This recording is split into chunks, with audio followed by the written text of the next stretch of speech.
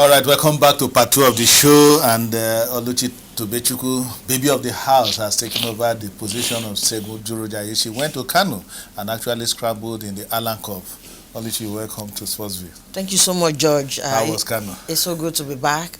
Kano was good. I sat down there listening to, an emotional laden story. A great illumination on Scrabble. A lot of people call Scrabble the lesser sports, but I just think is the lesser covered sports. And opportunities like this, I'm sure our viewers will really appreciate it. Scrabble will bring positives to this country, and we should give it so much attention that it needs. Yes. Allen Cup was fantastic. Sportsville, we have been doing that for Scrabble. Tayo Gosheye is a Scrabble person. So yes, our producer, every week he will talk about Scrabble on the show. He's our in-house media officer for Scrabble. Kano was fantastic. Allen Cup, the most important pre-season tournament in Nigeria. Can say that again. It's just sponsored by an individual, unlike others that the state governments have come up to back it. 16 teams came for the competition, zoned into 4 zones. It was good. At the end of the day, Nasarawa United, came tops by defeating El Kanemi.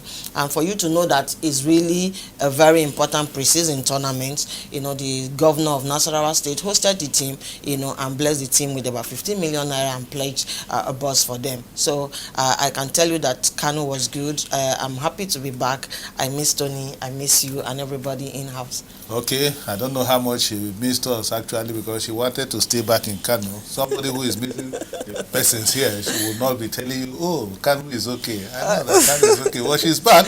We're no longer talking pre-season now. We're talking about the season itself. It kicks off next Sunday, actually, November 3. If LMC keeps faith with that date, and one area that is worrisome, at least from what happened last season when there was a bridge league, is the fact that there was so much violence. We hope that we saw Allen Cup, there was no violence. Tony, if there was no violence, Kano Pillars did not win, Nasarawa won, why would there be violence when the Chiefs had hand the season proper? It all boils down to awareness, George. All this, I do not know what the LMC is doing even before the season kicks off. There should be great awareness. There should be so much awareness. There should be a lot of education on the fans. There should be so much, information, being taken around to all the venues. When you sensitize people, and then we really miss the league. So many people are looking forward to the league. And of course, the league is just coming up without anybody knowing about it, without so many people knowing about, without the fans. The fans should be educated. The fans are the backbone of the league. We talk about the league just as much as we appreciate that television has so much impact on the league. So also, the television cannot have that power when there are no fans. So you see that the fans are even more vital, because it's the fans that pay, it's the fans that make the noise, that cheer, and of course the press. I think that the league, in order for us to forestall all this violence, it's just about education. It's about carrying the fans along. So many road shows, a lot of sensitize them. And then officiating. And it's in George. Well, I think the Allen Cup we saw, how good was the officiating? How good would the officiating be when the league itself starts? Well, during the Allen Cup, of course, we had referees that were brought in from the NRA, and we also had a disciplinary committee, which I happen to be a member for, that oversees both the coaches and the referees. In the course of the competition, 2 referees were sent back home because of the way, we saw how they officiated. And we also fined the coach of Kano Pillars, Coach Ibrahim, 50,000 naira. Abia Warriors were also fined. It takes less than 24 hours before, we send messages across and we come up with our verdicts. And, that's also made teams like Kano Pillars, their fans, they were able to comport themselves. They didn't even qualify for the semi-final, as they were bundled out of the competition. They just kept mute. We can't take certain harsh decisions so that these teams will not be discouraged. But like Tony said, apart from sensitization, on the part of the fans, I think the LMC should also be a little bit firm in terms of points deduction. Let's leave financial aspects alone. These teams can pay. They come up paying this amount of money. Yes, with government money at their disposal. Don't suspend points. You know, I think the pressure was so much last season because we had a bridge league and the number of teams that were going for relegation were quite much compared to previous season.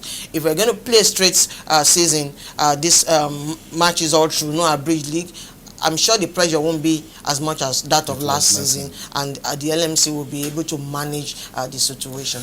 George, I think Oluchi mentioned about rapid response, the promptness, you know, in taking decisions. If there is any club that errs, you know, there's a prompt, because like they say, judgment delayed is judgment denied. By the time you still, you know, keep on, before you pronounce you know, any announcement on any club that airs, it takes up to 2 weeks and 3 weeks. George, Mago go from enter. Well, me, I'm just listening to my colleagues, but one thing I know, I keep saying it's Tony and Oluchi, I don't know if you agree with me, is that the club owners, they all know the people who create confusion in our stadium. From Enugu to Kanu to Ibadan, we all know the people who are troublemakers, and I just hope that the club owners will be sincere to tell their people not to misbehave. Why are we beating around the bush? We talk about the Premier League, yes, in England. We talk about La Liga. We talk about Ligue 1. Comparing them with our league is like George, comparing that with sleep. But even George, we talked about Scrabble, and the man told us, you know, that the minister said that anything Nigerians position themselves to, we can do it. Yes. It's all about information. It's all about sensitization, just like we said. And the George, another yes, problem is that the chairman of the LMC is so much involved in the Nigerian Football Federation more than the league. If he pays so much attention into the league that he's the chairman, I think all these things will be corrected. Talking about Shehu Diko has been everything about the Nigerian Football Federation, and it wasn't like that.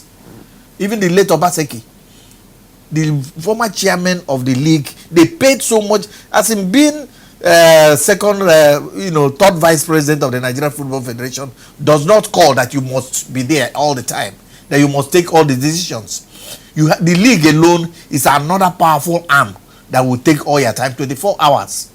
But we see a Shehu Diko that is almost involved in everything. If there is a friendly, Shehu Diko. If there is a company, Shehu Diko. As in, he's not the president of the Nigeria Football Federation. He's the second, in as much as no, he's the second vice president. He is. I appreciate him. Yes. No, Shehu Diko is the third vice president. Okay. Shiake Umi is the second vice president. I appreciate his, you know, he's very cerebral, but then he should apply it to the league and let some other people also look at the Nigeria Football Federation. That way, we'll have a very strong league, George. Okay, Tony is not prepared to beat about the bush this Sunday. He's saying it the way it should be, and we hope that Shehu Diko will listen. Our league need to get better. Partnership with La Liga, partnership with all this, and at the end of the day, it does not translate to performance, and that is why Nigerian clubs don't do well in the continental football.